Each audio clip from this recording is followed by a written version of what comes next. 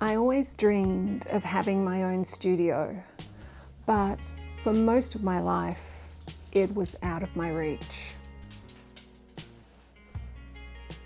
As a single mother of 4 kids and then later with a blended family of 8, space and time and money was always needed elsewhere. But it didn't stop me from making. On the kitchen table when the kids were asleep, anywhere and everywhere I could make space and time to create. And what I learned from that was that making art is not just about having a physical space to create in. It's very much about the mindset that you carry with you. There's always a way to make space for art in your life. Welcome. This is my studio. But also, this is my studio. This is my studio. This is my studio. And this is my studio. I'm trying to capture the genius loci, the spirit of a place. So working outside and being in the wild, immersed, is a key part of my process. It's the touch of wind on your face, the drip of rain, and the scent of the ocean after a storm has blown through, the colours in the sky at a specific place and time. A record of the conversation between my body and the place.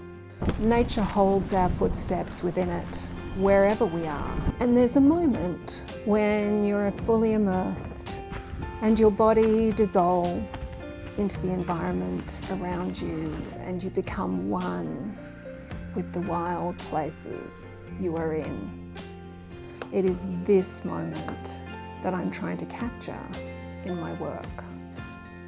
Making art for me means being at a crossing point where all the trajectories and experiences and the immersive nature of being out in the wild all come together and coalesce in my studio.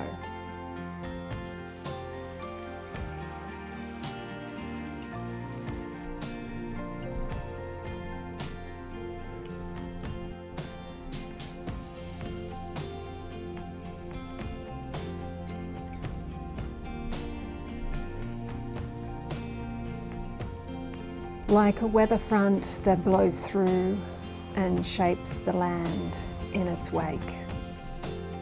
It's a conversation between my body, my memories, the records I capture out there in the wild, and the materials that I manipulate back here in the studio. Rick Rubin says to make art, you have to create space for it, and my studio allows me to do this. It means stepping back into that moment in the wild, re-triggering those memories of being there and allowing them to flow through me into the artwork.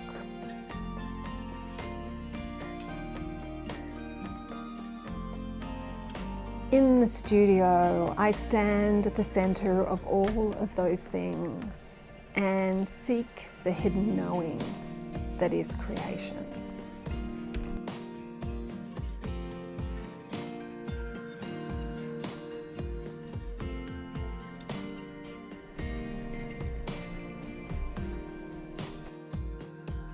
To make art is to look deep into the self, to look into that silent mirror and see ourselves looking back.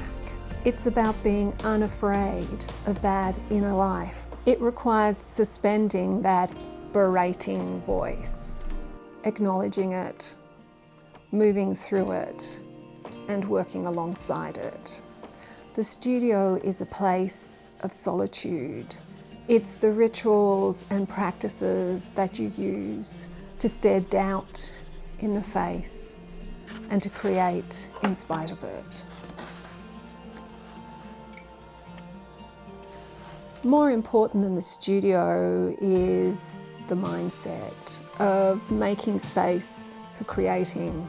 You can actually make art anywhere, and the most important space for making art is in your life and in your head. And while you can make art without a studio, I am incredibly grateful that I have one today. Let me show you around. So this end of the studio I use for making my large-scale sculptural works. So I keep it relatively clear of stuff. So I've got lots of space to move and work around. I have two walls I can work on, and then I have the easel right here where I often will put the sculptural pieces to paint, because that way I can move them up and down and get around behind them more easily than if they're on the wall. So this is a work in progress that I really need to finish. This is a piece I'm working on that was inspired by my trip to Oregon, specifically that amazing secret beach with the waterfall flowing down at the end. I found it deeply inspiring. This one's called Transcendent Cleft.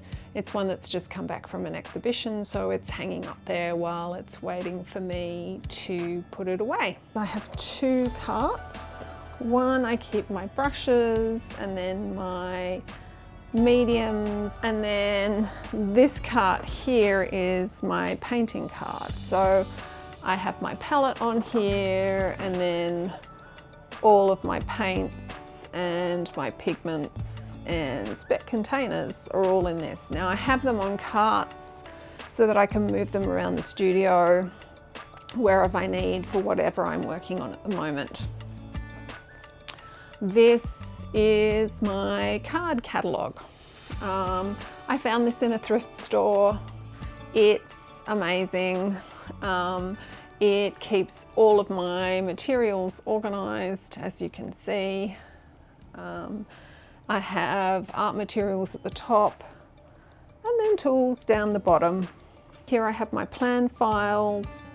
This is where I store all my drawings and paintings, and this is my main work surface. This is where I tend to work mostly, and then I also have this second desk here, but this desk tends to just get stuff piled on it. So you can see up on the walls here that I have a whole series of pieces that I'm currently working on. I will put them up here while I'm thinking about them.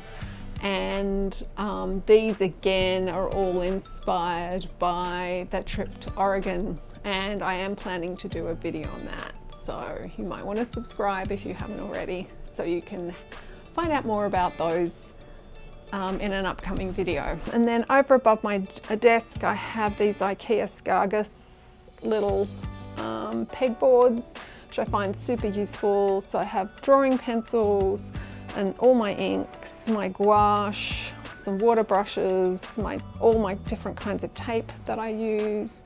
And I also have pencils and brushes and my watercolor palette all stored there. I have more drawing materials here. I like to have everything kind of organized so that whatever I want to work with is close to hand. As a mixed media artist, that is important. Over here in the back corner, I have a storage cabinet and some bookshelves where I keep all my art books. And I have this movable wall here. This work I am just about to pack up. It's been sold. So if you're interested in purchasing any of my work, please go onto my website. I'm thinking about setting up a store, but if you're interested in any of the pieces that you see, you can reach out to me currently via the contact form on my website. And then behind here I have a ton more storage, so I keep all my electrical tools behind here, staple guns and things. And then this bottom row is all camera equipment, and then inside the bottom I have all my tripods and my lights that I use for photographing my work. So that all gets stored in here. And then super importantly here we have Lola's cat tree. She's not in it at the moment, but I'll put some B-roll in to show you. And all my workout gear, which is how I keep fit for hiking and backpacking, and also for making large sculptures. So that's my studio and a little bit about how I work in it. I'd love to know in the comments if you have a studio or if you don't. Thank you to everyone who subscribed from my last video. The response was amazing and there were some wonderful comments left behind on that video. There are way more people here than there used to be, so thank you for subscribing. I'm very happy that you're here with me. I'm trying to post here on YouTube every 2 weeks, but if you want to keep updated on my work more regularly, you might want to check out my Instagram, which is @ClaireBondArt. If you enjoyed this video, you might also like a video that I made a while ago about the work that I showed you on the wall of the studio called Into the Blue. It goes deep into my process and a lot of the thinking and research that I did behind that work, which is based on the Salton Sea. That's all for this time. And in the meantime, take care and bye for now.